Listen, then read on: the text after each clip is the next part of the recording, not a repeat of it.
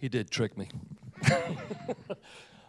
Lesson learned, though. Don't try to tell a story as such. Just tell what came first, and it seems like the rest seems to follow. Now, having said that, watch it fall apart. As I said, my name is Dave Snider. I'm a Navy vet. In the last months of closing months of the Vietnam War, I served aboard the USS Seattle, a combat support ship with the 6th Fleet in the Mediterranean Sea. Enjoyed every minute of it. People say, thank you for your service. Don't thank me. They pay me twice a week very well. Thank you. My story this evening is called Bonfire. It goes something like this. It's fall season again in Indiana. Festivals, bonfires, autumn leaves. My favorite is the bonfire. Roasting marshmallows, laughing and talking with friends, and sipping hot chocolate to stay warm. Imagine yourself being one of my friends at a bonfire, and you gather around and you listen as I tell a short personal story about my early boyhood. It's 1967. I lived in Monticello, Indiana, a small city north of Lafayette, surrounded by rural towns, woods, rivers, and cornfields. And there's 2 lakes, Schaefer and Freeman, called the Twin Lakes. That's what we called them. I was 12 years old, wishing I was 16. Why? So I could drive my cousin's muscle car. But I'm still 12. I didn't even have a bike. I walked everywhere I went. I lived on Twin Lakes Avenue. I attended Twin Lakes schools where, yes, I walked because I lived so close.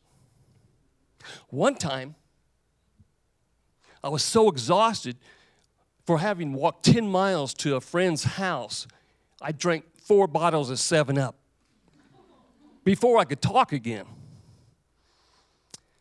I suspect all that walking is what kept me skinny. I was a skinny kid. Not too much today. I was then.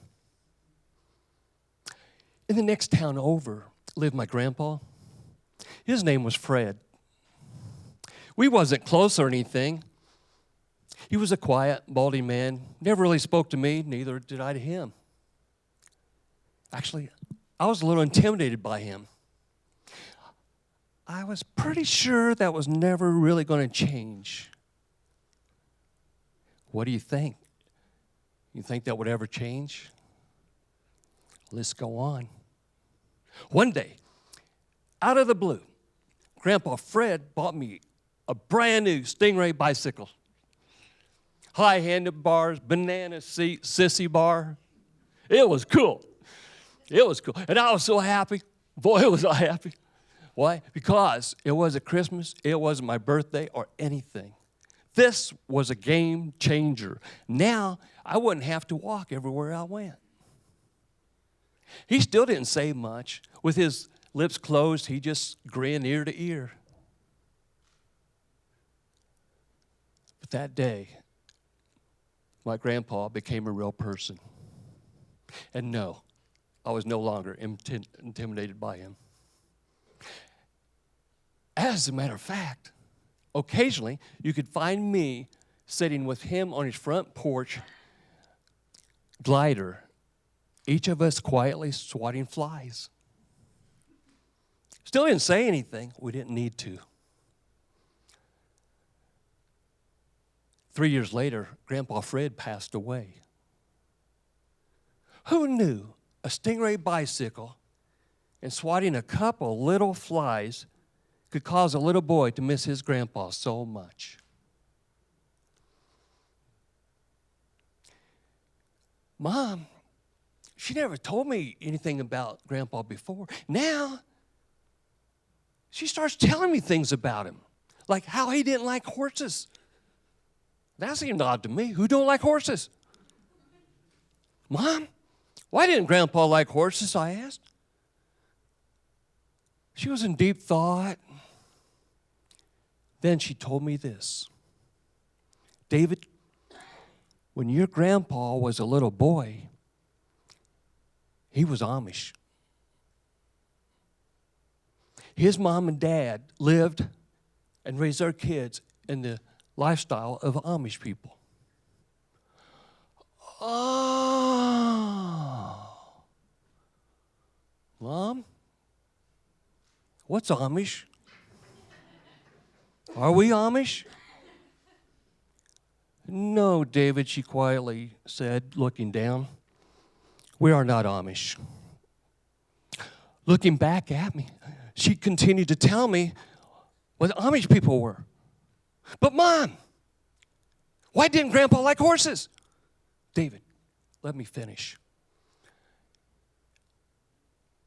Your grandpa saw his dad, your great-grandfather, get run over by a team of horses and killed.